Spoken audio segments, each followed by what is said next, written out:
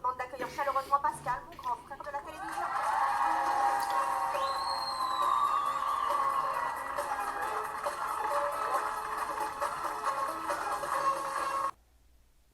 C'est ma grande fille, bon j'ai eu à 38 ans et demi par Fever Dixie, donc il y a une relation très fusionnelle et c'est vrai que, voilà, elle est comme ça depuis quel âge, Gaïane? Ça a commencé après le divorce en fait, parce que bon, je me suis retrouvée toute seule. Donc, du temps où j'étais mariée avec son père, Donc déjà, voilà, alors, ça c'est le truc vraiment. Elle dit incidemment qu'elle s'est retrouvée seule à l'élever. Et c'est quand même une information. Souvent, c'est pas assumé, ça d'ailleurs, je trouve. Dans ce genre, et je me demande, je pense que ça va être le cas dans le reste de l'émission, où on va se retrouver avec des femmes seules ou des hommes seuls, bon, plus souvent des femmes seules. C'est pas mis en avant comme un problème en fait, c'est mis en avant comme un accident, peut-être presque un accident de la vie, mais un accident assez mineur. Alors que il n'y a pas besoin d'être très très malin pour se rendre compte que c'est un impact fondamental et colossal sur le développement de l'enfant, quoi. a fait notamment l'armée, donc c'est un militaire, c'était quelqu'un à poigne, qu'elle craint, qu'elle craint toujours d'ailleurs. Et moi je me suis retrouvée seule avec mes deux filles, donc j'ai un peu laissé, je les ai chuchotées, je les ai laissées faire. Et je n'ai pas vu finalement que je laissais faire, jusqu'au moment où ils sont rentrés au collège. Et là je me suis dit, il serait peut-être temps de resserrer la vis, mais je me suis... Tu vois, là, le problème, il est mis vraiment sur serrer la vis, quoi. C'est j'ai pas assez serré la vis, j'ai pas assez été dur. Non, le problème, c'est que t'as divorcé ou que tu t'es séparé de ton bonhomme, tu vois. Donc, c'est ça le problème fondamental. C'est que lui, visiblement, elle a l'air de dire que c'était un homme à poigne et elle moins, visiblement. Mais c'est ça le problème fondamental. En fait, elle le dit, mais presque toujours en ramenant au fait, ah, mais j'ai pas assez fait de ceci, ou j'ai pas assez fait de cela, ou j'ai mal fait leur éducation. C'est pas que t'as mal fait leur éducation, c'est que t'as pas pu faire leur éducation. Visiblement, dans son cas-là, ça a été fondamental quand même d'avoir un parent qui s'en va du foyer, ou qui est absent, ou qui est pas capable d'aider à l'éducation de ses enfants, parce que c'est aussi aider, quoi. C'est pas seulement. On parle pas seulement d'une complémentarité symbolique, on parle aussi de concrètement qui garde, et s'il n'y a qu'une personne pour garder, bah, c'est plus compliqué, c'est plus fatigant. Alors attendez, on va vous passer des images, c'était en 2002. Gaïane avait quel âge en 2002? 34 mois. 34 mois. Vous étiez déjà divorcé? Pas encore, non, pas encore. D'accord, le père, donc forcément, à l'époque, ça se passait plutôt bien. Oui. Et vous étiez venu sur une émission sur les parents laxistes, les parents stricts. Non, quand elle prend sa couette dans sa chambre et qu'elle la traîne comme ça dans le couloir et que je dis Gaïane, rien à faire, ta couette c'est sur ton lit, c'est pas dans le living et qu'elle refuse, là je me fâche aussi. Je compte, je dis Gaïane une fois, Gaïane deux fois, à trois fois je me fâche. Et alors elle fait le jeu. Ça vous a fait rire cet extrait Gaïane, ça te fait rire En fait, ça fait rire parce que c'est. Pourquoi ça fait rire? Parce que c'est. On est ramené à quelque chose de très mécanique en fait. Encore une fois, on est dans les recettes de l'éducation. Une fois, deux fois, je vais m'énerver. On est dans la théâtralité de l'adulte. Et je suis pas sûr que ce soit forcément toujours très efficace en fait d'éduquer de manière théâtrale en disant attention, ça va partir, ça va partir, ça va partir.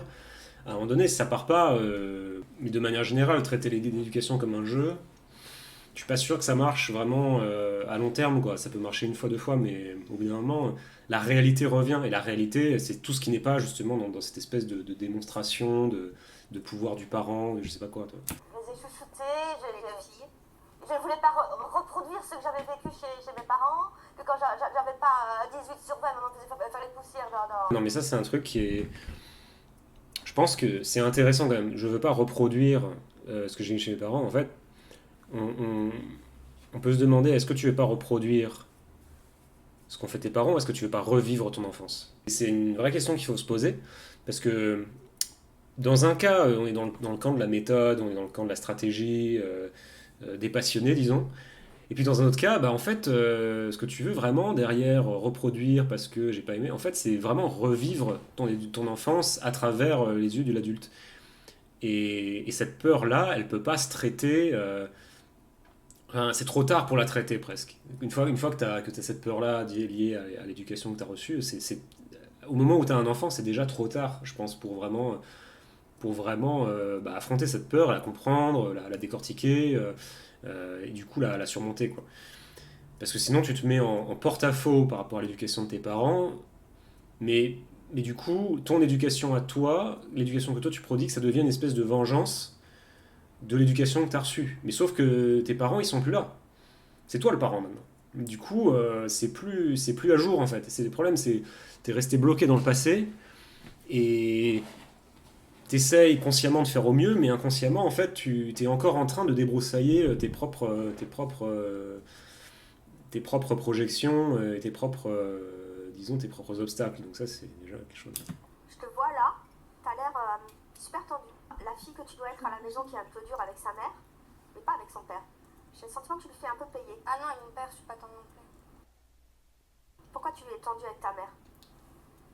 Je suis pas tendre avec mon père non plus. Pourquoi tu es... pourquoi on a l'impression que t'as... quelque chose que tu t'es... J'ai le sentiment que t'es en colère. Non. Bah oui, sans doute elle est en colère. De toute façon, c'est pas très difficile à voir. Mais c'est pas en lui posant la question frontalement qu'on va obtenir une réponse constructive de sa part. Là encore, l'enfant, l'enfant, il est pas en maîtrise de. Il faut comprendre, l'enfant n'est pas en maîtrise de ses émotions. L'enfant ne peut pas être abordé frontalement comme un adulte. J'ai l'impression que tu es en colère. Pourquoi tu es en colère? Non, non. L'enfant, il sait pas qu'il est en colère. L'enfant, il vit ses émotions. Donc voilà, ça, je sais pas exactement ce qu'elle espère avoir comme réponse, mais enfin, on comprend pas très bien et du coup c'est un petit peu malaisant de voir cet échange. T'as te lâches un petit peu ou... Ce qu'il y a, c'est que ma mère et moi, on a une relation vraiment fusionnelle. Donc, même si on veut se lâcher, on n'arrivera pas à se lâcher en soi. Alors peut-être que grâce à la démonstration de Pascal... Mais ça, moi je l'ai vu, la relation fusionnelle mère-fille, je l'ai vu effectivement chez des mères qui élèvent leur fille seule. Et ça, c'est typique, quoi. C'est pas du tout quelque chose de. Enfin, il faudrait que ce soit analysé, enfin, c'est sans doute déjà le cas, mais en tout cas dans ce genre d'émission aussi, comme phénomène, on va dire, de société, en phénomène social, quoi. C'est pas seulement un phénomène individuel, il s'est mal comporté, t'as mal fait, machin, machin. C'est vraiment. On a des patterns dans la vie sociale qui se répètent. La mère seule qui élève sa fille seule. Comme par hasard, elles ont une relation fusionnelle. Qu'est-ce qu'il explique, je sais pas, mais ça mériterait qu'on pose la question sous cet angle-là, effectivement. Et pas juste de dire. Parce que là, en fait, quand il dit ah, toi, maman, tu dois laisser ta fille s'exprimer, tu dois laisser ta fille s'exprimer, c'est bien, mais il faudrait comprendre, à la base, qu'est-ce qui fait qu'elle a cette relation-là, en fait. C'est-à-dire ce que le mec disait au début, il faut chercher à comprendre, bah ouais, mais cherchons à comprendre, tu vois. Parce que là, alors, il fait des espèces de pétitions de principe, il faudrait, et oui, il faudrait, mais c'est pas le cas, donc. Je vais vous proposer quelque chose. Un truc à vous. Ouais, exactement. On va inverser les rôles. Enfin, Christy, vous allez prendre le rôle de la maman. Espèce de méthode d'impro. Ah, on allait faire ça. Ça tombe bien. Les gars, tu vas prendre le rôle de ta maman. Donc vous, le rôle de votre fille. Et en fait, vous allez parler à votre fille comme la façon dont elle vous parle. Je sais pas si De Gaïane, qu'est-ce que ça donne? Tu ne m'écoutes jamais, t'es toujours fourré sur l'ordinateur, tu n'as que ça comme vie. Et tu crois que j'existe, moi? Tout à Quelle actrice? fourré sur l'écran. Et quand je veux te parler, tu ne m'écoutes jamais. bah, c'est un peu... Pris à propos que j'y pense. J'ai remarqué dans ma chambre, tu as touché à des trucs. Mais c'est marrant parce qu'au final, on est plutôt du côté de la fille. Enfin, je trouve que c'est tout ce qu'elle dit là. Je veux ton attention, je veux que tu me laisses ma chambre tranquille. Tu vois, genre, c'est des trucs assez légitimes pour un enfant à dire un adulte. Oui, je cherchais quelque chose. Tu n'as pas à mettre les pieds dans ma chambre. En fait, tu n'as pas à mettre tes pieds dans la chambre. Bah, putain, moi je dirais pas que c'est une réaction d'ado, disons, particulièrement dérangée, quoi. C'est une réaction d'ado assez normale, quoi, tu vois. Bah ouais, l'ado, il est en train justement de construire son identité, ses frontières, son machin. Donc voilà, il va avoir des règles assez strictes sur rentrer dans la chambre, pas rentrer dans la chambre. Moi, quand j'étais ado, j'aimais pas, tu vois, qu'on rentre dans ma chambre. C'est un peu ton lieu d'intimité. Je pense que c'est important aussi de le respecter. Je sais pas si elle essaie de le présenter comme quelque chose d'anormal, alors peut-être par le ton, par le fait qu'elle soit passionnée par rapport à ça, mais là encore, l'ado est passionné. À 17 ans, si t'es pas passionné, t'as un gros problème. Ça, c'est ton image que tu as en face de toi, tu vois. Est-ce que cette image-là te plaît ou pas? Non. Voilà, alors ça c'est vraiment débile. Ça c'est pas bien de faire ça. Alors là, on arrive à un truc qui est pas bien. C'est mettre l'enfant devant la glace de ses émotions et lui demander est-ce que t'aimes bien tes émotions? Non. Pourquoi? Parce que ce sont des émotions négatives. Mais le problème c'est que si tu rejettes les émotions négatives, qu'est-ce qui se passe? Elles reviennent, d'une manière ou d'une autre, elles vont revenir ces émotions négatives. Tu peux pas refouler ces émotions négatives, il faut les comprendre, il faut les absorber, il faut pas les juger, évidemment. Enfin, là on est dans le pur jugement. Donc c'est très mauvais. De ta point de vue développemental, là je suis vraiment en porte-à-faux avec tout ce qui se dit. Tu fais comme ça au quotidien. T'imagines ce que ta mère endure chaque jour. T'imagines ce que ta mère endure chaque jour. Mais je suis désolé, là on n'a rien vu qui nous permet de déduire autre chose que le comportement d'un ado tout à fait normal de 17 ans. avec les hauts, les bas, avec les crises de nerfs, avec les machins. Ça fait partie de l'adolescence, c'est normal, c'est vraiment, il n'y a pas de jugement à faire ça, quoi. Allô, oui, oui, oui, non, non, non, oui, oui, oui. Tu pourrais arrêter tout le temps au téléphone, la fille.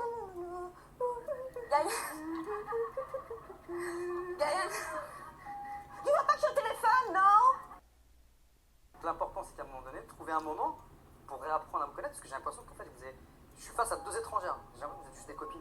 Vous n'êtes pas ni merde. Elles sont pas étrangères, justement, elles sont dans une relation totalement fusionnelle. Tu vois, là, déjà, il fait fausse route, tu vois, elles sont des deux étrangères. Non, par contre, effectivement, ce sont deux copines, ça c'est vrai. Mais c'est la mère qui a laissé faire ça. C'est pas la fille, c'est la mère qui a laissé faire ça. Peut-être que la mère veut une copine, tu vois. Peut-être la mère, elle voulait une copine. Et c'est pour ça qu'elle a peur qu'elle parte. Peut-être qu'elle veut une copine, elle veut une présence, elle veut un truc, tu vois. Elle attend quelque chose de son enfant.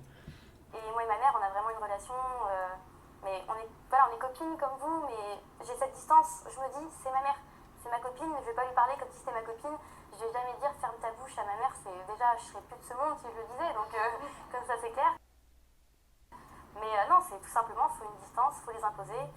Mais malheureusement, la maman, elle les a pas imposés, quoi. Malheureusement. Quand tu dis, je ne serai plus. Là encore, la maman aurait dû, mais la maman peut-elle? Veut-elle, tu vois, fondamentalement, veut-elle imposer ses distances? Encore une fois, moi je parierais qu'elle a besoin de cette présence, elle a besoin d'une copine. Des grandes déclarations de principe, il faut mettre des limites, il faut.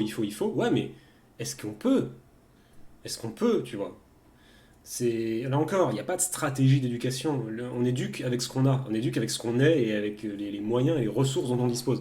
Quand tu es un parent seul qui visiblement a des petits soucis en termes de frontières interpersonnelles, qui se cherche un peu elle-même, la mère a l'air de se chercher d'une manière ou d'une autre, c'est normal que l'éducation soit dysfonctionnelle. Le regard de sa mère et l'éventuelle discussion et le non, ça marche. Et pourquoi chez Gaïane, ça marche pas? Des règles. Chez Diane, malheureusement, il y a une séparation qui est visiblement mal vécue, j'ai l'impression. Effectivement, quand les parents se séparent, les règles sont différentes parce que papa, très souvent, culpabilise. La maman veut essayer de faire encore mieux parce qu'il n'y a plus de papa à la maison. Moi, j'ai eu la même chose chez moi. Mon père, quand il me regardait, je baissais les yeux, il fallait pas que je bronche. Donc, je me dis, grâce à lui, je suis devenu ce que je suis devenu. Parce qu'il y avait ces règles-là. Et effectivement, quand il n'y a pas. Tu vois, là encore, il mélange des trucs. Je croyais qu'il allait dire ce qu'il fallait dire, c'est-à-dire qu'en gros, quand les parents divorcent, c'est le bordel parce que ils sont en espèce de compétition pour s'attirer l'amour de l'enfant. Enfin, il y a vraiment des choses très très néfastes qui se mettent en place pour l'enfant. Et après, il retombe sur toujours cette espèce de connerie de mon père m'a fait parce qu'il était super sévère, il m'a mis des limites, il m'a mis ceci, il m'a mis cela. Tu vois, alors. Et pour moi, le vrai problème, là, en tout cas, l'un des problèmes évidents de cette relation, c'est le divorce. On sent bien que le père absent ne donne aucune. Ça n'aide pas, en tout cas, la relation à la mère-fille, parce qu'il n'y a pas de partie tierce sur laquelle se reposer. J'imagine que dans une parenté normale. On n'est pas en tête à tête. Si tu veux. Normalement, je pense que la présence d'un tierce parent, donc d'une tierce partie, permet d'équilibrer en fait ces relations. Le fait qu'il y ait une deuxième fille ne change rien parce que la fille elle est du côté des enfants. Le fait d'être en tête à tête avec ses enfants, quel que soit le nombre d'enfants, ne t'aide pas à les éduquer nécessairement parce que tu peux te reposer sur personne. Encore une fois, que ce soit matériellement quand tu es fatigué, ou que ce soit symboliquement en termes de séparation des responsabilités et du type de choses que tu veux enseigner. Par exemple, tu vois, typiquement la maman est plus du côté de l'amour, de l'empathie, de l'affection, de l'écoute, et le papa, dans le cas de Pascal le grand frère, donc visiblement son père, c'était beaucoup plus les règles. Mais voilà, si t'as pas de papa, tu peux pas faire ça. Je sais pas que votre fille puisse vous aider, mais si vous ne véhiculez pas des règles, à la limite vous êtes en train de récolter ce que vous avez semé. Là encore, vous récoltez ce que vous semez. Tu vois, on est toujours dans cette espèce de vision de l'éducation comme une activité comme une autre, en fait. Et qui pourrait se ramener à une autre activité. C'est-à-dire, si tu sèmes ça, tu auras ça. Si tu fais telle action, tu auras telle... Bon, là encore, on stratégise, tu vas obtenir... Tu vois, vraiment, il y a résultat, causalité. Et moi, je postule que l'éducation, c'est pas comme ça. L'éducation, c'est pas comme ça. On éduque avec ce qu'on est. Le plus important dans l'éducation, c'est pas ce qu'on fait, c'est qui on est, en fait. Si tu es cette personne-là, tu vas éduquer comme cette personne-là. Tu peux pas faire semblant d'être quelqu'un d'autre pour éduquer tes enfants. Tu peux pas adopter une personnalité pour éduquer tes enfants qui n'est pas la personnalité que tu as toi en vrai. Donc si toi en vrai t'es quelqu'un de, je sais pas moi, de très laxiste, qui a du mal à se concentrer, qui a du mal à se discipliner, mais tu vas être comme ça en tant qu'éducateur. Donc ton enfant, il le sent bien que t'es pas naturel, que t'es pas authentique. Il sent bien que tu dis fais ce que je dis, pas ce que je fais. Il le sent, l'enfant, que ça marche pas, il y a quelque chose de pas cohérent dans ton attitude. Tu vois, donc il sent et il va te le ressortir.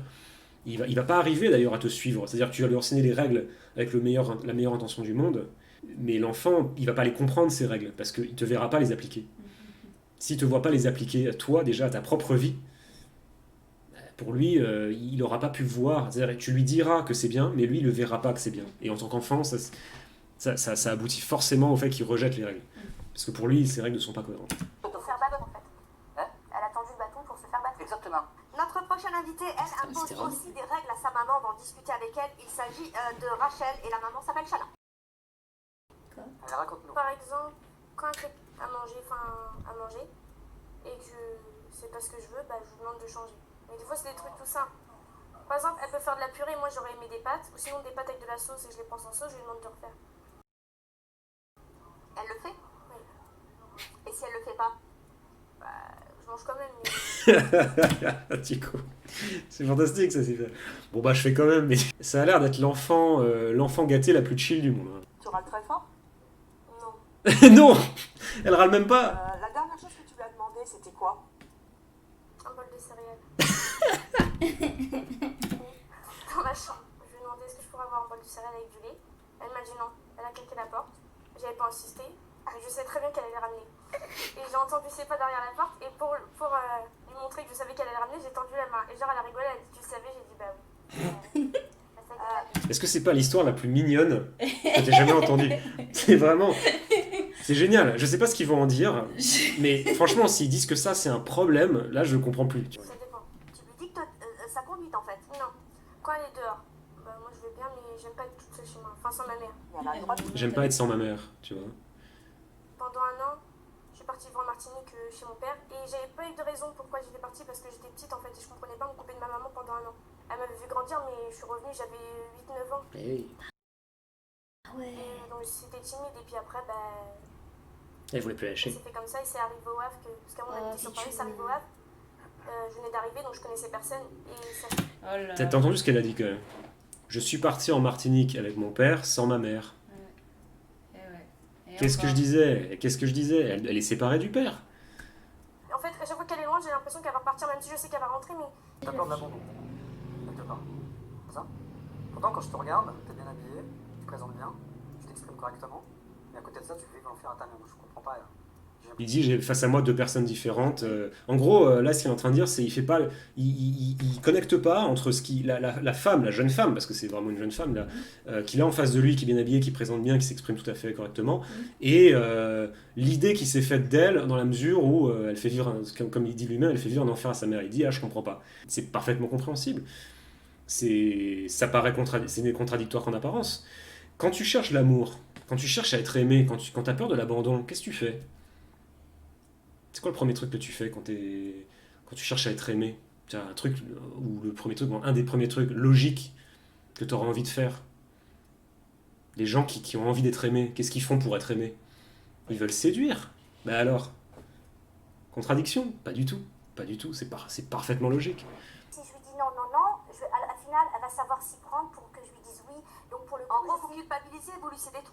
je veux pas qu'elle pleure, ma fille. Moi, c'est ça, je veux pas qu'elle pleure. Alors, Pascal, comment on peut les aider justement? Démontre. Alors ce qui se passe, c'est vraiment intéressant parce que pour autant, l'autre c'était vraiment une ado qui avait des comportements d'ado logiques, normaux. Elle, c'est une enfant.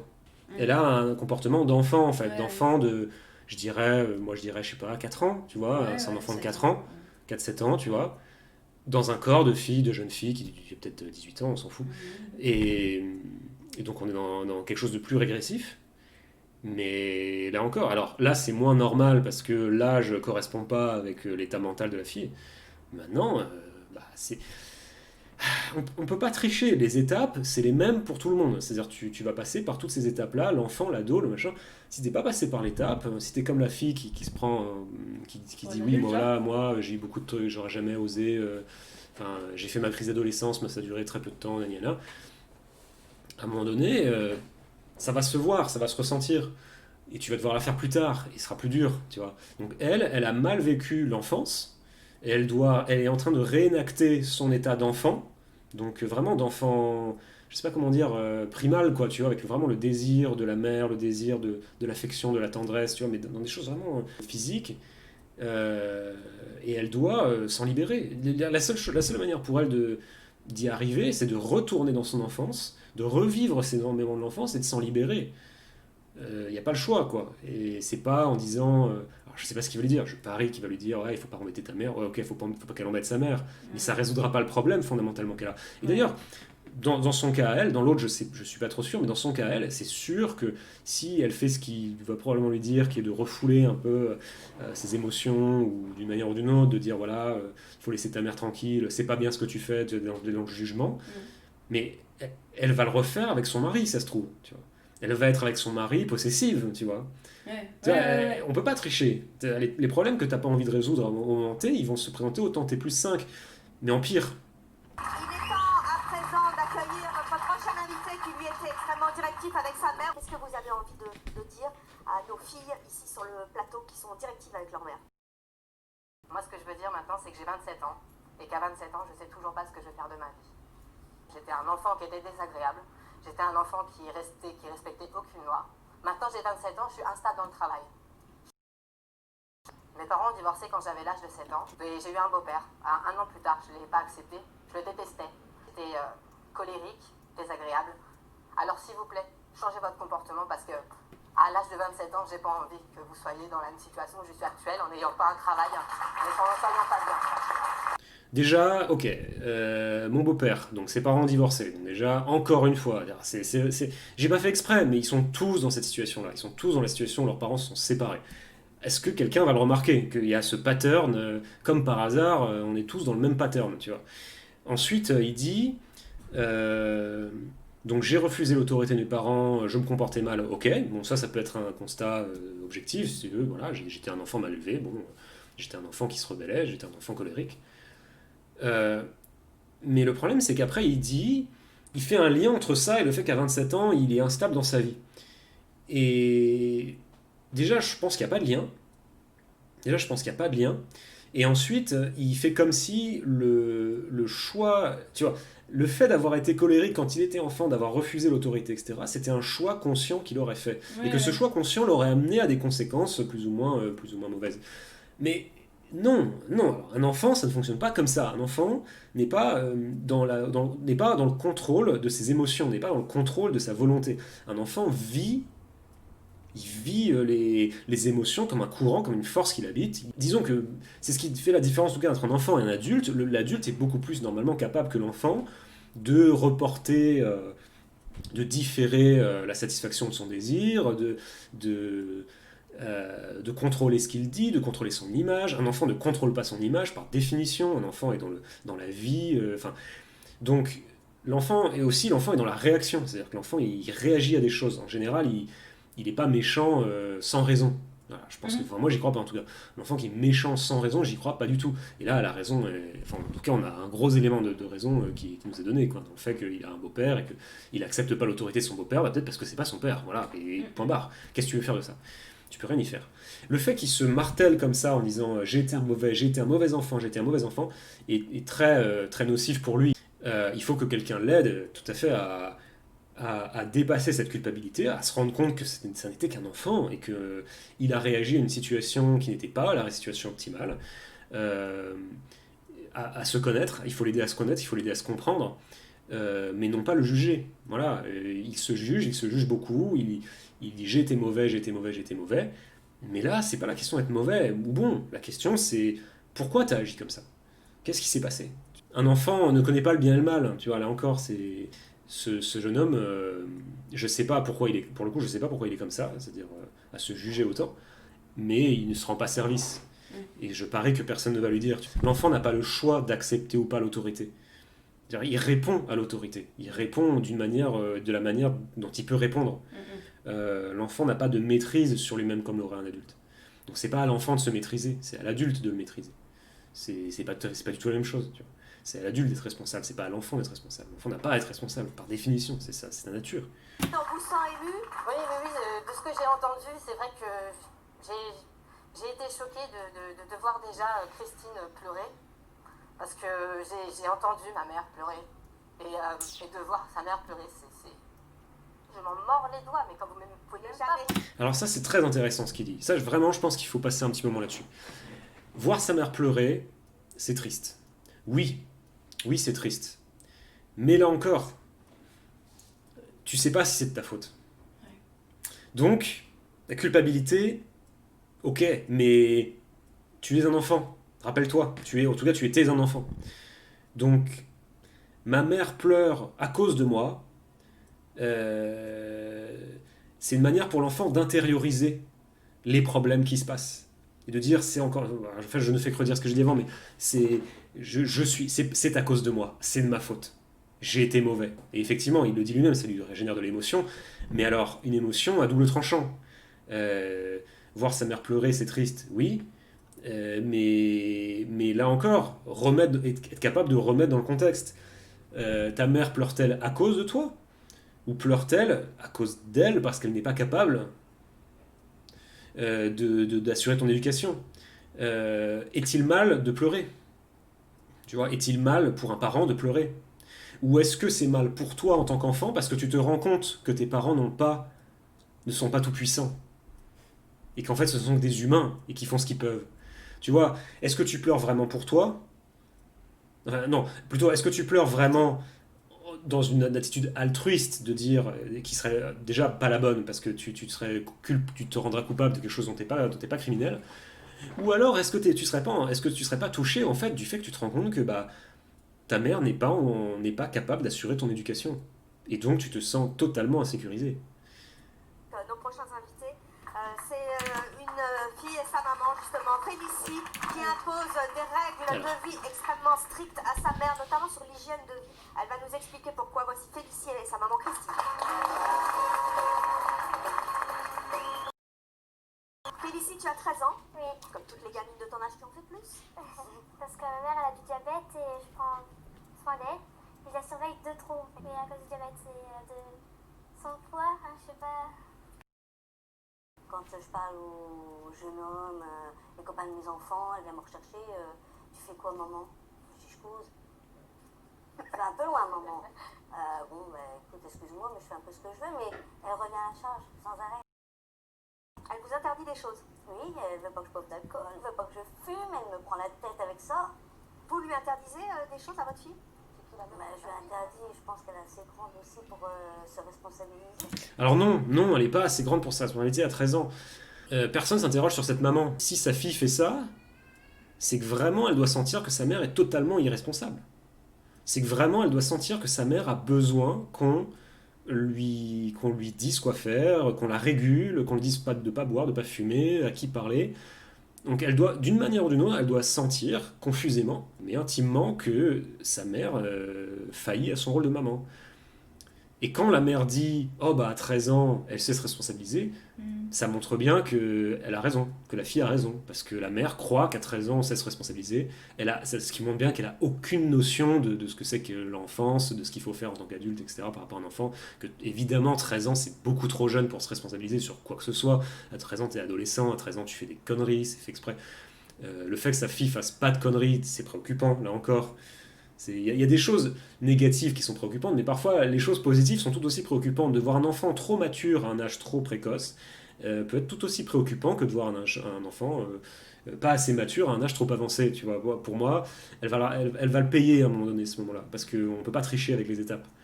Donc ça, voyons ce qu'ils ont dit, mais ce qu'elles disent de plus, mais je parierais que ça ne serait pas tellement relevé, quoi. Ce serait bien que tu vives, toi, ta vie d'ado, déjà. T'occuper de la vie d'adulte, tu dois t'occuper de ta propre vie. T'es ado, à 13 ans, t'as plein de choses à faire. Tu peux t'occuper de ta maman en permanence. Ça va te prendre un temps monstre, ça. Oui, mais ça me fait plaisir. Pour l'instant, je pense. Alors c'est intéressant ce qu'il dit, parce qu'il a totalement raison. Elle devrait pas faire ça. Mais là encore, à 13 ans, on n'a pas les capacités émotionnelles pour faire réflexion sur ce qu'on fait, le comprendre et du coup changer de comportement. C'est pas à elle de changer de comportement. C'est à la mère peut-être de se responsabiliser, tu vois. Ou peut-être de la responsabiliser, ou peut-être de lui montrer qu'elle peut lui faire confiance, que ne t'inquiète pas, oui, je vais, que ce soit arrêter de fumer ou autre chose. Le jour où t'auras un copain, je sais pas si t'as accepté ça. Hein. Voilà. Ouais, mais le copain, peut-être qu'il sera moins irresponsable que sa mère. J'ai une question à te poser. Tu as peur de quoi en fait? T'as peur que ta mère disparaisse? C'est quoi l'idée? Ben, je sais pas trop, je suis un peu jalouse qu'elle parle aux autres garçons. Pour quelle raison? Ben, Je vous promets, je drague pas. elle Vous êtes mariée. pas. Des fois, je drague, mais je le fais pas. Mais voilà, ça. Oh, mais Félicie, je m'amuse. Mais non.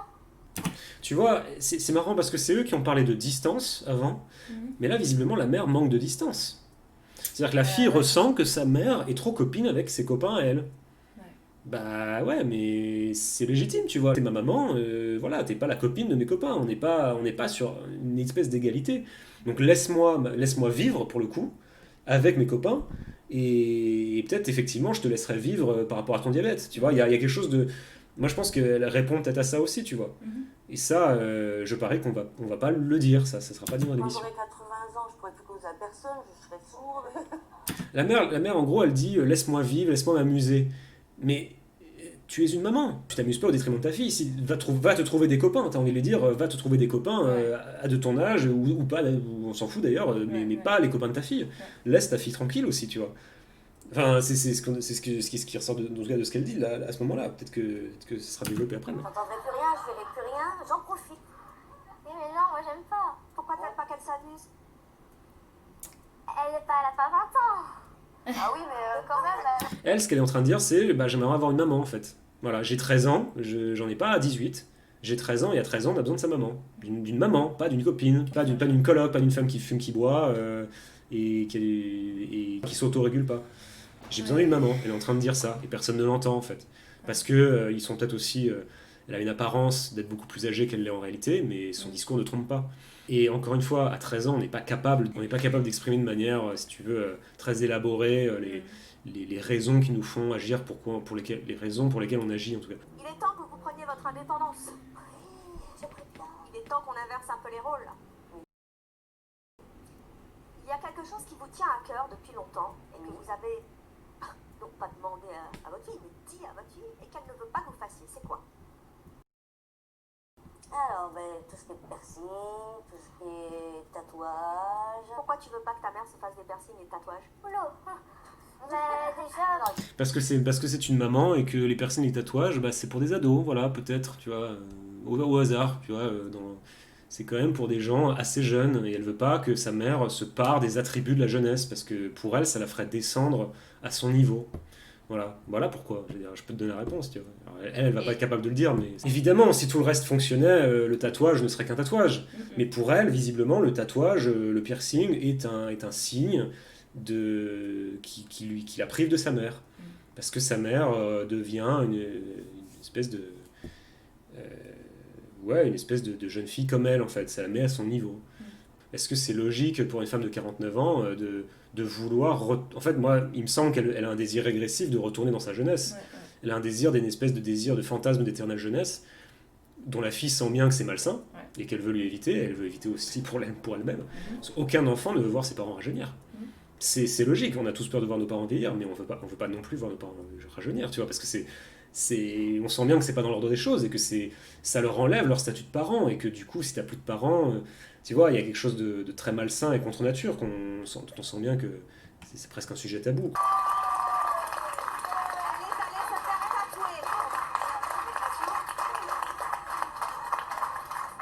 Parce que c'est son choix, c'est son droit. C'est son choix, c'est son droit. Là, elle est beaucoup sur le côté, je dirais, féministe, en mode les femmes ont le droit d'eux, les femmes ont le droit d'eux. Et elle a raison. Bien sûr que les femmes doivent être libres de faire ce qu'elles veulent, tu vois, c'est pas le sujet. Mais là, on parle pas que de la mère, on parle de la fille. Et du coup, elle présente la fille comme responsable de cette espèce de situation, alors que la fille, elle a 13 ans. là, en fait, c'est pour te montrer que je suis en train de prendre mon envol et puis que toi, tu vas prendre le tien, net, et tu vas vivre ta vie de jeune fille, d'accord? Et tu me lâches un tout petit peu. Tu vois, elle dit tu m'empêches de vivre. Ça, c'est très problématique de dire ça à un enfant. Si tu dis à ton enfant tu m'empêches de vivre, l'enfant, il n'a pas le choix. Encore une fois, l'enfant n'empêche pas de vivre. L'enfant ne peut pas empêcher ses parents de vivre. L'enfant exprime ses besoins d'enfant. Point barre. Il n'a pas de contrôle sur ses actions comme un adulte peut l'avoir. Il n'a pas de frontières comme un adulte peut l'avoir. Il a des besoins, il a des désirs. C'est tout. Il fonctionne sur ses besoins, sur ses désirs. Donc, quand tu dis à ton enfant lâche-moi un peu, c'est une manière de mettre une barrière. Mais le problème, c'est que l'enfant, il a que toi. C'est limite criminel de faire ça, parce que l'enfant, il a pas. Toi, en tant qu'adulte, si tu dis ça à un ami, lâche-moi un peu, tu vois. L'ami, a priori, c'est un autre adulte. Il a d'autres personnes, il a une famille, il a d'autres amis que toi. Si tu lui dis lâche-moi un peu, tu es étouffant. C'est compréhensible, c'est légitime. L'enfant, ton enfant, mais il a personne d'autre. A priori, si tu es son parent, bon, il y a peut-être son autre parent, tu vois, mais il a que deux parents, tu vois. C'est vraiment ses points de référence, c'est ses points de repère. Il a personne d'autre quand il a peur, quand il est seul, quand il a des émotions négatives, quand il est en colère. Il a besoin de toi. Donc tu peux pas lui dire lâche-moi un peu. Même si, voilà, donc, derrière ça, tout ce qu'elle veut lui dire, c'est lâche-moi un peu dans le sens arrête de me fliquer. Mais là encore, l'enfant, il flique pas pour le plaisir de fliquer. Il flique, à mon avis, parce que il se sent forcé de le faire. Et encore une fois, il a que toi. Il peut pas. Donc mettre ce genre de frontière, c'est tout à fait légitime quand c'est avec un adulte. Avec un enfant, c'est criminel. Parce que l'enfant, il peut pas comprendre cette notion de frontière. Il est pas en état, et surtout à 13 ans, tu n'es pas en état de comprendre la salubrité de ce genre de choses. Toi, à 13 ans, tu as besoin de tes parents. Tu as besoin de tes parents de manière inconditionnelle, de recevoir de l'amour qui est inconditionnel de la part de tes parents. Tu ne peux pas mettre de distance dans ce sens-là, de distance émotionnelle. En tout cas, les parents peuvent mettre de la distance, mais l'enfant ne peut pas mettre de la distance. L'enfant ne peut pas décider de se séparer de ses parents. Et s'il le fait, ça sera très très très dommageable, il va le payer toute sa vie.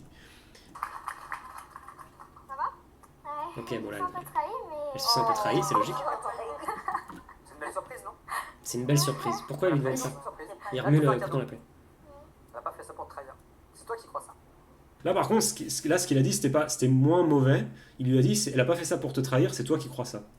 Ça, je pense que c'est moins mauvais que le reste de ce qu'il a dit, Oui. parce qu'il est en train de lui dire, ce qu'elle fait, elle le fait pas contre toi. Oui, Et donc, d'une manière ou d'une autre, il est en train de lui dire, c'est pas ta faute. Parce qu'elle ne fait pas ça contre toi. Donc ça, c'est bien. C'est une bonne chose, tu vois, de dire, elle a pas fait ça contre toi. Parce que c'est une manière de dire, c'est pas toi qui est responsable. Donc oui, là, il aurait dû, bien sûr, lui dire que des choses comme ça depuis le début. Donc juste en conclusion, voilà. Je pense que le gros problème de cette émission, c'est que c'est une émission de grand public, que les gens vont regarder en se disant, bah... Alors certes, pas en croyant avoir à faire une thérapie réelle, mais bon, quand même, ça quand même, je pense, un impact, c'est quand même vu par beaucoup de gens. Un enfant ne se maîtrise pas. C'est le principe de l'enfance. On ne se maîtrise pas, les émotions arrivent, la colère, l'agressivité, la tristesse, l'envie de contrôler. C'est le principe de l'enfance. Si tu n'es pas prêt à accepter ça, il ne faut pas avoir d'enfant. Si tu réagis par rapport à toutes ces émotions comme tu le ferais par rapport à un adulte, tu vas te planter. Tu vas te planter et ton enfant va le payer cher, bien après que tu sois parti. Aider ses enfants à devenir adultes ne veut pas dire les considérer comme des adultes. C'est pas la même chose. Beaucoup de gens croient qu'en considérant ses enfants comme des adultes, on va en faire des adultes. Dans une certaine mesure, oui, mais dans une certaine mesure, non. Il faut considérer ses enfants comme des enfants. Donc avec leurs limites, avec leurs capacités, en prenant aussi en compte le fait qu'ils ne sont pas capables de dire pourquoi ils agissent comme ils agissent. Et beaucoup d'adultes n'en sont pas capables non plus d'ailleurs.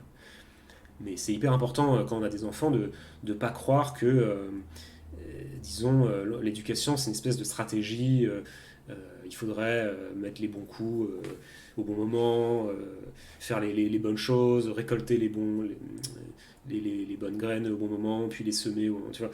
Enfin, il y a quelque chose d'une espèce de technique de l'éducation. Il n'y a pas de technique de l'éducation. On éduque avec qui on est. Et les enfants, ils réagissent à qui on est. Ils réagissent à la situation. Pas que à qui on est en tant qu'adulte d'ailleurs, en tant que parent, mais ils réagissent à la situation globale dans laquelle ils sont plongés. Donc dire il fallait faire ça, non, il fallait rien en fait. L'enfant, il a réagi comme ça. Maintenant, si ton but c'est de contrôler ton enfant, de le faire se comporter d'une manière X, Y, Z, tu vas probablement te planter. Ton enfant va probablement louvoyer, ça va probablement pas marcher comme ça, quoi. Donc il faut que ce genre d'émission soit beaucoup plus professionnel et s'axe beaucoup plus dans quelque chose qui permette aux parents de reprendre sa responsabilité de parent, parce que je pense qu'il y a beaucoup ce thème-là en fait. Le parent doit reprendre sa responsabilité de parent, mais reprendre sa responsabilité de parent, ça veut pas juste dire je me coupe de mon enfant, je me fais des tatouages quand je veux, même si ça emmerde mes gosses, je fume, je bois, même si ça emmerde mes gosses alors que je suis diabétique, ou de l'autre côté, tu vois, je fais ce que je veux en tant qu'adulte, et de l'autre côté, je serre les vis pour eux, je suis quelqu'un de très autoritaire, et du coup, je leur mets des cadres, et c'est comme ça qu'un enfant doit grandir. C'est rien de tout ça, être un adulte. Être un adulte, c'est être responsable, être centré par rapport à soi-même, et aider ses enfants petit à petit, en étant sans jugement, en étant dans la compassion constante, de les aider à arriver à eux-mêmes à un espèce de centrage émotionnel qui leur permet d'être voilà, en pleine possession de leurs capacités et de ce qu'ils font. Quoi. Voilà. Allez, salut les poules.